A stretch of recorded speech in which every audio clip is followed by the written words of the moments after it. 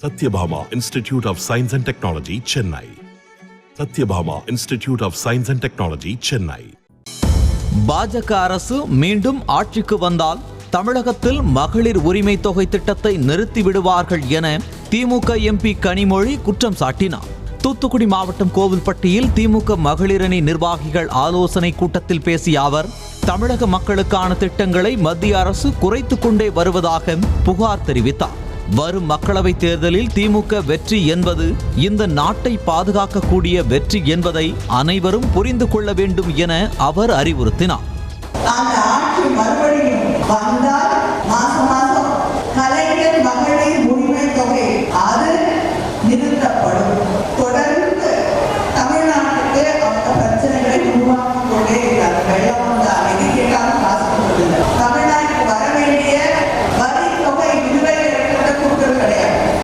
சிறந்த நடிகருக்கான ஆஸ்கார் விருதை மிஞ்சும் வகையில் ஒரு விருதினை தர வேண்டும் என்றால் அதை கண்டிப்பாக ஓபிஎஸ்க்குத்தான் தர வேண்டும் என முன்னாள் அமைச்சர் ஜெயக்குமார் கடுமையாக விமர்சித்துள்ளார்.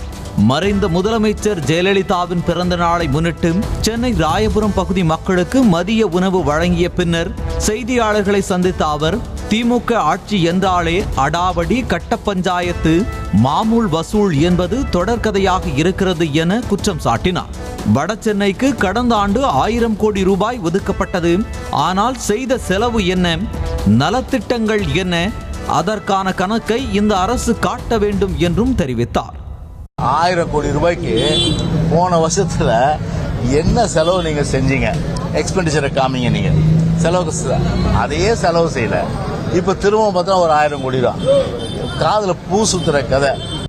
கூட்டணி அமைக்க சிலர் ரகசியமாக பேசியதாக கூறிய நாம் தமிழர் கட்சி ஒருங்கிணைப்பாளர் சீமான், யார் பேசினார்கள் என்பதை வெளியில் சொல்வது மாண்பாக இருக்காது என்றார். திருச்சி விமான நிலையத்தில் செய்தியாளர்களிடம் பேசிய அவர், பாஜகவை பொறுத்தவரை அக்கட்சியில் சேரும் அன்று ஏதாவது செய்வார்கள், அதன் பின் எந்த செய்தியும் வராது என விஜயதாரணியை குறிப்பிட்டு பேசினார்.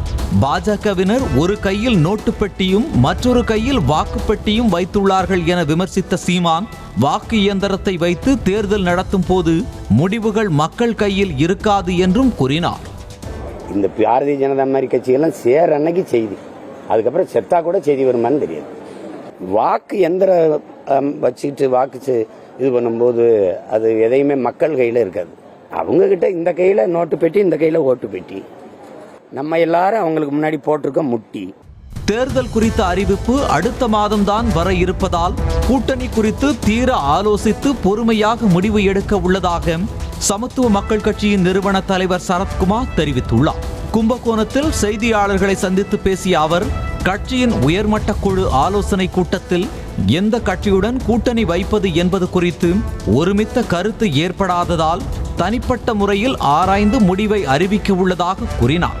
விஜயின் அரசியல் பிரவேசம் குறித்த கேள்விக்கு பதிலளித்த அவர், 2026 சட்டமன்ற தேர்தலில் தான் விஜய் போட்டியிட உள்ளதால் அதனுடைய தாக்கம் குறித்து தற்போது எதுவும் கூற முடியாது என்றார். அதான் இப்ப பேசிட்டு இருக்க சகோதரர், நேற்று உயர்மட்ட குழு கூட்டம் நடந்திருக்கிறது. ஒற்றை கருத்து வராதனால் ஒரு வாரத்துக்குள்ள நான் அவங்க சொன்ன கருத்தெல்லாம் மனதில் தாங்கி எப்படி முடிவு எடுக்கணும் என்பதை சிந்தித்து காலம் இருக்கிறேன். அவர் 2026 தான் வர, அதுக்குள்ள தாக்கம்ன்றது எப்படி சொல்ல முடியும்? Satyabhama Institute of Science and Technology, Chennai. Satyabhama Institute of Science and Technology, Chennai. செய்திகளை உடனுக்குடனும் துல்லியமாகவும் தெரிந்து கொள்ள சப்ஸ்கிரைப் பண்ணுங்க.